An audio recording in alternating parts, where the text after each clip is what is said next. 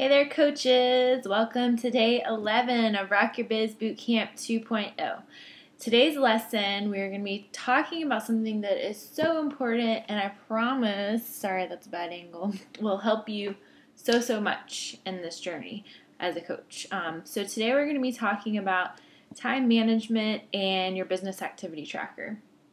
And I know we've already talked a little bit before about your business activity tracker, but I didn't really go into specifics about it. So today what I wanted to do is just sit down and give you guys like a glimpse into what I do and how I manage my time and my business every day and how I organize and use my business activity tracker. So let's I'm just trying to think, sorry. Let's start off by talking about time management. Time management is something that is honestly very difficult for me because my personality type, I get distracted very easily. It's hard for me to stay focused for a long amount of time. I don't like sitting for long periods of time. I'm not naturally the most organized person. So needless to say, it's hard for me, but I have been blessed to have learned a lot about time management, and I would say a lot of what I have learned is from Chalene Johnson. If you guys want to participate, she has a 30-day free push challenge is what she calls it, and it's basically just an email that you get every day from her with a short video that she makes and a lesson, just kind of like how we do our boot camps. And she really just teaches you how to get organized and manage your time, how to make an effective to-do list, so that way you can stay organized and make sure you're getting stuff done.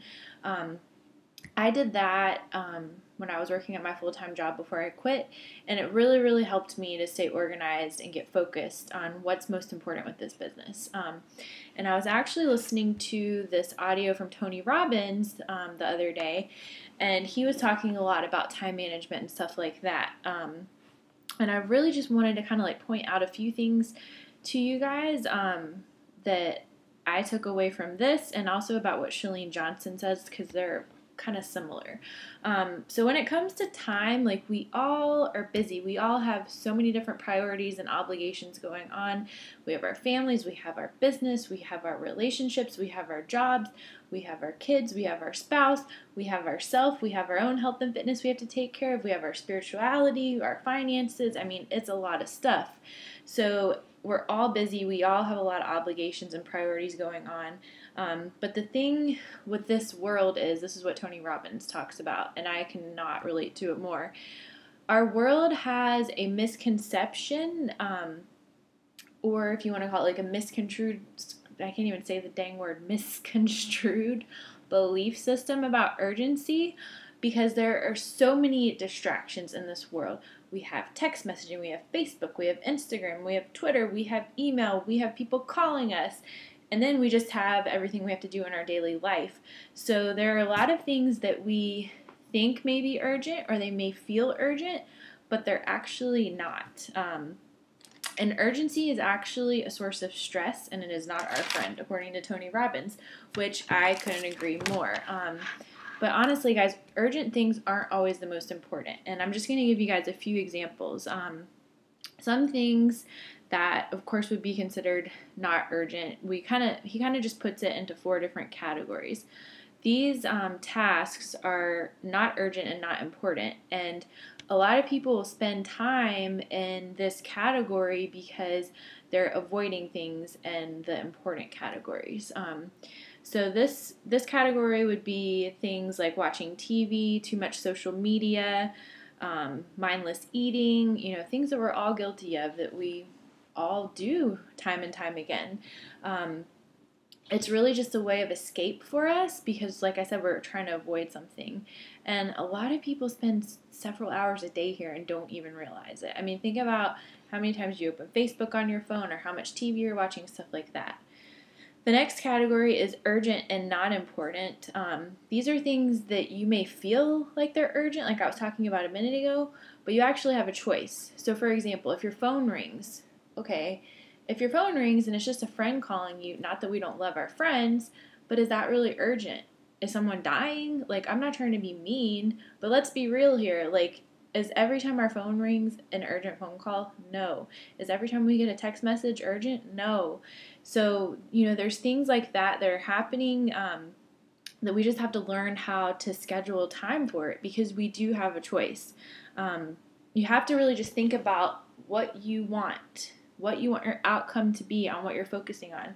So if you're working on your business, but you get a call from one of your friends that wants to catch up and chat, or you get a text from someone asking you some random question that's not urgent, is it really going to be worth it to respond right then and there and interrupt you in the middle of your zone and your focus on your business? You can schedule time to do it later. So that's the second category. The third category is what's urgent and important. Now, these are things where you have deadlines for your business coming up, different things like that. He didn't really give a lot of examples with this category, but this is the zone where people are focused and they're working on, getting things done for their business, working towards their goals in their life and stuff like that. And then the last category is what he calls the zone.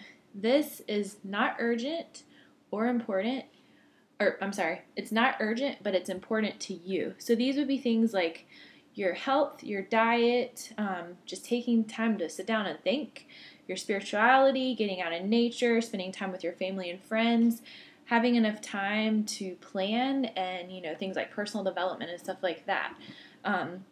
So if we make sure that we don't get distracted by these categories that we feel are urgent but they're not, or get stuck in the categories that aren't important, like the watching TV, mindless scrolling on social media, and we spend more time on the things that are urgent and important, like our business and our goals, then we can have more time in the zone where we have more time to do the things that we love to do, that makes us full and makes us happy and makes us fulfilled, spending time with the people that we love. So what you really just have to think about is you just have to keep asking yourself, what's most important to me? And if what you're doing right now at that moment in time is not going to help you towards your goal of what's most important to you, then I encourage you to not do it. And that was something that I really had to learn and do slowly but surely. This is something that Lindsay Matway talks about in her trainings. She talks about, look at what you're doing right now and really see, is this going to benefit me? Am I wasting my time right now? Am I being productive? You guys, I had to cut out watching TV because I spent a lot of time watching TV. I spent a lot of time trying to be friends to everyone and their mama, which gets exhausting. I just really had to look at the time that I was spending and the tasks that I was doing in that time so that I could stay focused towards my goals. And that's one other thing that I wanted to mention real quick. I know this video is a little bit long, but I wanted to just give you guys a few tips on how to stay more focused when you're working on your BAT. And then I'm going to close out with just a system of what I do for my BAT and talk about the Power Hour real quick. So when it comes to staying focused and not letting things distract you, it just goes back to what I was saying a second ago. If your phone rings or if you get a text message while you're working, you guys, I honestly have to turn off Facebook chat. I have to not check my notifications. I know some people put tape on their screen so they don't see their notifications. I've heard other successful top Beachbody coaches talking about doing that. If I get a text in or if I get a phone call in while I'm working on my BAT, I do not answer it unless someone's dying. I'm sorry. I love my friends. I love my family. I love you guys. I love my clients. But if I can just sit down and do my BAT for that 1 hour and stay focused, that's what I got to do, because that's going to take me towards my goals.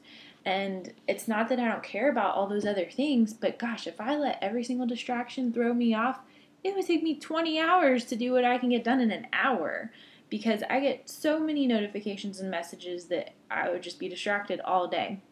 So that's what I have to do, is I put my phone in another room, plug it up, charge it up for the day, and just don't let any other distractions bother me. And like Tony Robbins says, schedule time to do those types of things. Schedule time to, return phone calls. I usually have office hours set for myself as well so that I can know exactly when I'm going to work, so that I can stay organized and schedule in the other things in my day that are important to me.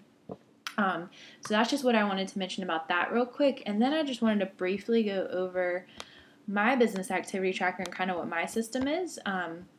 So you guys, every day what I kind of do is I try to meet 20 new people a day on social media. Now, you don't have to be crazy like me and do 20. You can do 2, you can do 5, you can do however many you want. Just make sure it's at least a couple a day. And I do mine on Pinterest, Twitter, and Instagram. As you go more into the training, you're going to learn some more about that. And if you want the video now, I can teach you how I do it now. So that's where I meet my new people. And excuse me. Then I also make it a point to reach out to people on my comprehensive contact list, which that's your list of all your people that you know in your business, or not in your business, but everyone that you know. And if you don't have one of those yet, you've got to get on it ASAP. Because if you don't have a list, you don't have a business. So I make a point to reach out to 2 of them a day. And then I send out 5 invites to a challenge group a day and 1 invite out to coaching a day. And then other than that, I'm just reaching out to people about the Coaching at a Glance group. I'm reaching out to my top coach prospects, posting in my challenge groups, and then reaching out to you guys to see how I can help you, and just posting content in our groups and everything. And kind of my whole process, because I know a lot of people ask this, how do I talk to a new person? And then how do I know when it's the right time to invite? You guys, I honestly just use exactly what I teach you in this training. I meet new people, like I said, on Pinterest, Twitter, and Instagram every day, and I use the forming process and get to know them, and I ask them questions and really just put the relationship first. And if there's a goal or a need that they have that I feel like the challenge groups or coaching can fill, then I will tell them about it. And if you don't know how to bring it up, a very easy way to say that is, oh, by the way, blah, blah, blah, blah, and then just use the invite tools that we've talked about in this training group. It's all I do, you guys. It's very simple. You don't have to make it complicated. Meet new people, invite them. Meet new people, invite them. Just make sure you're doing it every day. So that's kind of my system. And then lastly, I just want to talk about the Power Hour real quick. I won't go into a lot of detail about it because I'm going to post a picture for you guys so that you can see it. But if you can stay really focused and set a timer for yourself for 1 hour, you can do everything that you need to get done for this business in a day, every single day. I meant to have it pulled up on my computer, but I didn't, so let me pull it up real quick, but I'll talk while I'm doing that. So the whole idea of the Power Hour is to make sure, like I said, that you're getting everything done for the day, and you only need an hour to do it, but that's why you have to stay super focused and not let distractions come in, because it may take you a little bit longer than an hour to do it if you get distracted. Now, the first category, every single day when you sit down to work, you need to make sure you're doing your outgoing conversations, which is what I mentioned that I do. That's what I do when I sit down, get on the social media, meet new people. I do that every single day, first and foremost. You want your outgoing to be first. Second, you want to make sure you're following up with people. You want to talk to the people that are interested in your challenge groups or coaching, or people that you invited. So just reach back out to them. Or if you haven't invited people yet, if you're talking to people in your conversations that you're forming, the new people, you can also say, I've been meaning to ask you, and then invite them, like we talked about a second ago.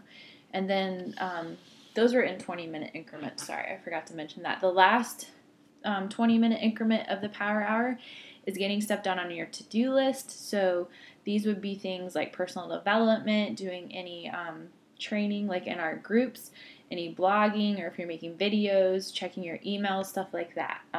Only spend 20 minutes doing those extra kind of things. So anything that's not necessarily on the business activity tracker, extra things that you're doing. I will post a picture of that with you guys, though, so that you can see it.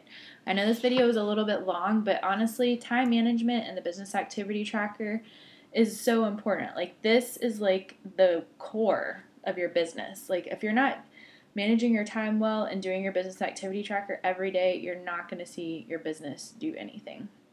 And I did just want to leave it on one note. I do my business activity tracker on my computer, on my laptop, but some people are more pen and paper kind of people. So you do whatever system works best for you.